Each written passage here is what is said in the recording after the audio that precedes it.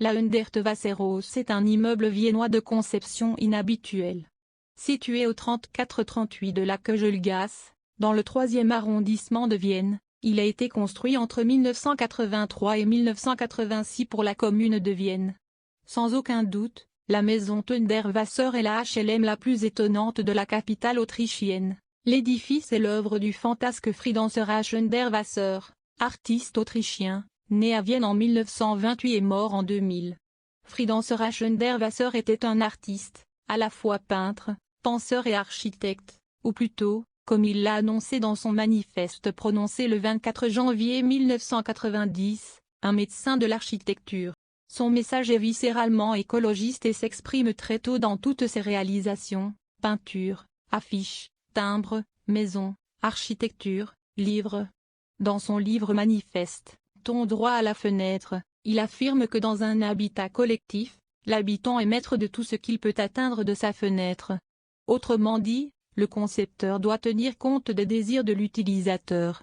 Il se soucie également de l'empreinte écologique du citoyen et du citadin moderne. En conséquence, il crée des immeubles avec des arbres aux fenêtres, l'arbre locataire, conçoit et réalise des maisons dont les toits sont recouverts de verdure et de végétaux, des sols à niveau inégal. Il encourage les propriétaires et les ouvriers à être créatifs et à apporter une touche personnelle à leur travail, par exemple grâce à la mosaïque.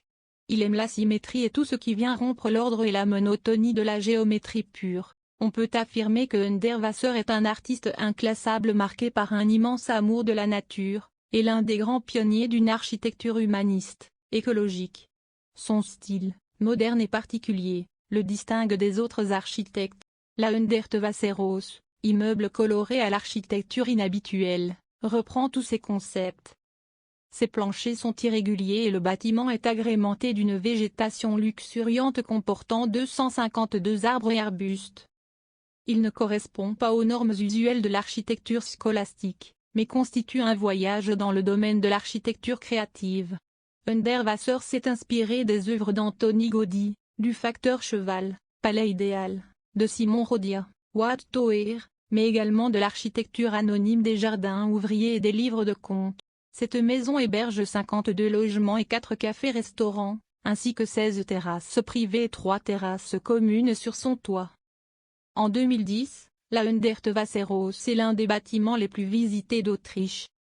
Hundertwasser disait, un peintre rêve de maisons et d'une belle architecture au travers desquelles l'homme est libre et ce rêve devient réalité. Après l'inauguration, la mise en pratique de ces idées s'est avérée inaboutie. Les briques utilisées pour la décoration des murs se révélèrent trop tendres, et le choix d'utiliser des plantes aux racines profondes entraîna d'importants surcoûts, en particulier du fait que le maître d'œuvre changea les emplacements prévus durant la phase de construction. De même, les surfaces vitrées ne peuvent être nettoyées que de nuit, au moyen d'une fermeture de la route à la circulation et de l'utilisation d'un pont élévateur. Loin de la maison Hundertwasser se trouve la fameuse Kunsthaus.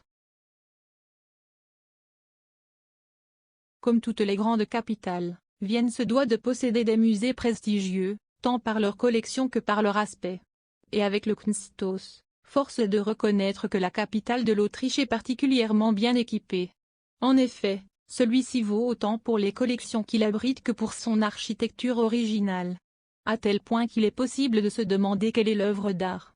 Est-ce le bâtiment ou les œuvres exposées? À vrai dire, ce sont les deux.